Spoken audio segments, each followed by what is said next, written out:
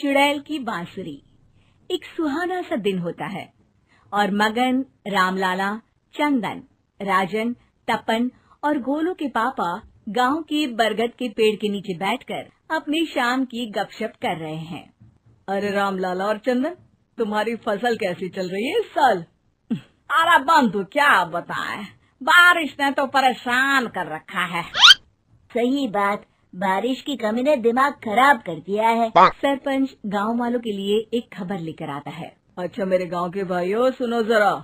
हमारी सरकार ने किसानों के लिए शहर में एक सेमिनार का आयोजन किया है, जिसमें वो खेतों के बारे में और भी कुछ जानकारी देंगे। तो मुझे लगता है कि हमें वहाँ जाना चाहिए। सरपंच जी, मेरे खेतों में कीड़ों ने परेशान कर दिया है, उसके लिए कुछ जानकारी मिलेगी क्या?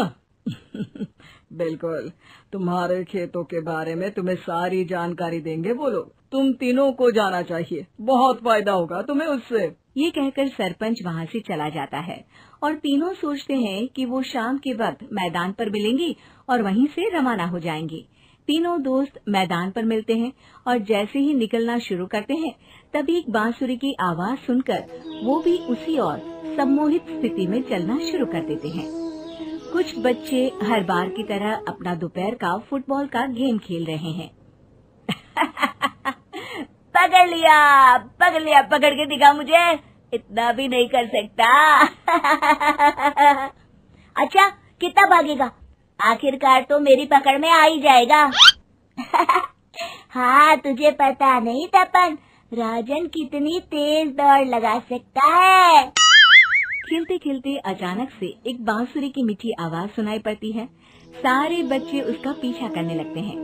शाम हो गई है और बच्चों के घर न आने की वजह से उनकी माँ मैदान में पहुँच जाती है। राजन बेटे, अरे ओ राजन बेटे, किधर चले गए? इतनी देर हो गई, घर वापस क्यों नहीं आए बेटे?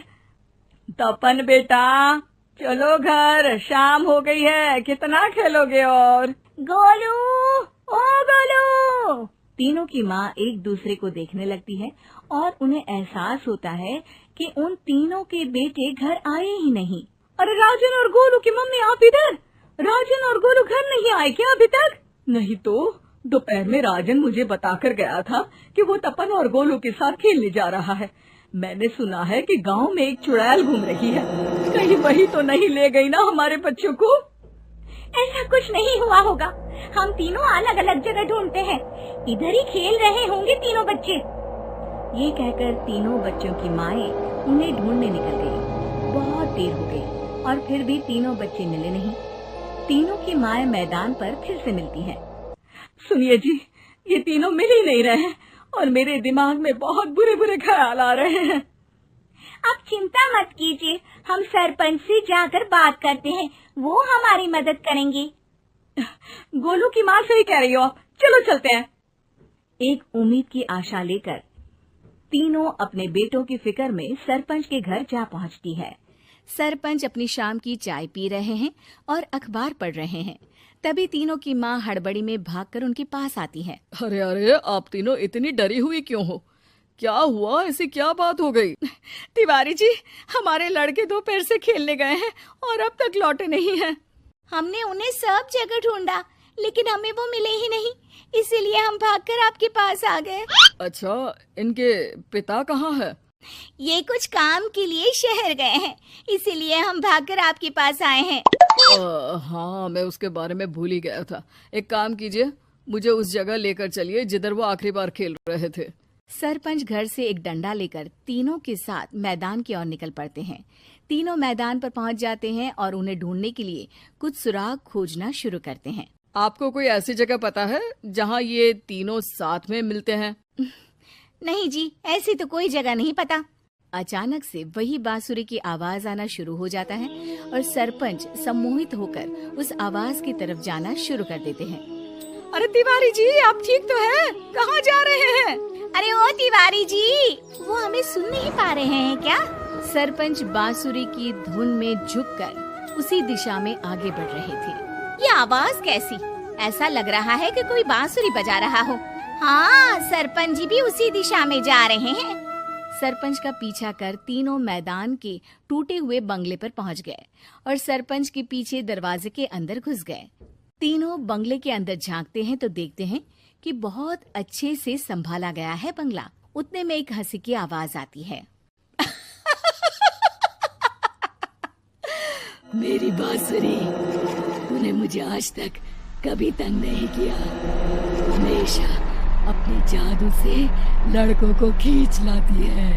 ये बोलते ही राजन की माँ को तीनों बच्चे और उनके पिता वहाँ चुड़ैल के पास लेटे हुए दिखते हैं। अरे वो देखो गोलू के पापा। अरे रे। अरे गोलू की माँ, अब चुप रहिए ना जरा। उस चुड़ैल ने देख लिया तो हम भी फंस जाएंगे। इन्हें बचाएगा कौन? लगता है ये शहर गए ही नहीं और इस चुड़ैल ने इन सबको भी यही बुला लिया है। अब हमें इन्हें छुड़ाना होगा। एक काम करते हैं। राजन की मम्मी गोलू और तपन की मम्मी को एक प्लान बताती है। बिल्कुल सही कह रही हो राजन की मम्मी। चलो आज इस चुड़ैल को मजा चखाते हैं। तीनों माएं अपने छुपने की जगह से बाहर निकलती हैं और एक्टिंग करना शुरू कर देती है। ये तो बढ़िया है। अब इसका असर औरतों पर भी हो रहा है। वाह जी वाह। तीनों माएं चुड़ैल की थोड़ा करीब आती हैं। राजन और गोलू की माँ चुड़ैल को पकड़ लेते हैं और तपन की माँ बांसुरी हाथ से पकड़कर तोड़ देती है। अरे पागल औरत, ये क्या कर दिया? मेरी बांसुरी को तोड़ दिया। अब मेरी शक्तियाँ खत्म हो जाएगी। तुम्हें तो अरे तुझे क्या लगा चुड़ैल कहीं की हमारे बच्चों को और पतियों को हाथ लगाएगी तू? बांसुरी टूटने की वजह से चुड़ैल खाक होकर गायब हो जाती है और सारे लोगों की आंख खुल जाती है। सब अपने परिवार को लेकर उस बंगले से बाहर निकल जाते हैं। कहते हैं ना, नारी